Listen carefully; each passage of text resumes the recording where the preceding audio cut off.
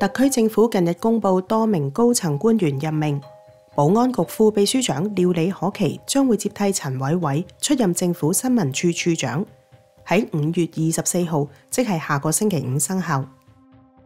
廖李可琪喺保安局做副秘書長期間，同局長鄧炳強可以話係拍住上，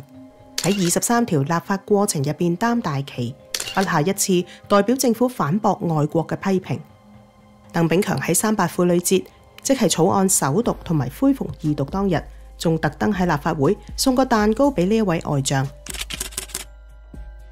除咗廖李可琪，我哋收到消息，另一個曾經係鄧炳強以至特首李家超好拍檔嘅人，亦都會有新任務。由林鄭月娥年代一直懸空咗接近7年嘅特首辦新聞統籌專員，好快有人做啦。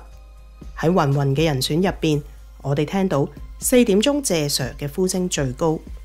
現任特首辦傳訊秘書謝振中，好大機會會升正做新聞統籌專員。謝振中喺2019年反修例運動期間出任警察公共關係科總警司，擔起警方嘅公關大旗，主持例行記者會。佢喺2020年2月調任葵青區指揮官。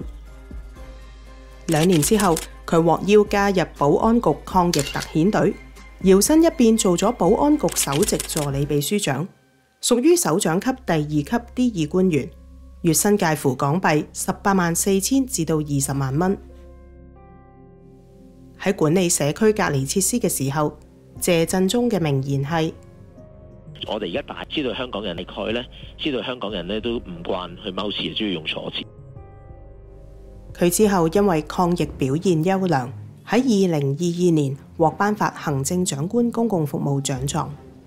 同年7月，佢調任特首辦做同樣係 D2 級嘅傳訊秘書，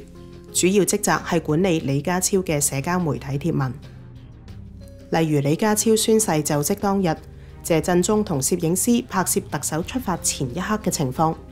仲刻意公開特首夫人為李家超打呔嘅畫面。假如謝振中真係升正做 D4 級嘅特首辦新聞統籌專員，可以話係年升2級。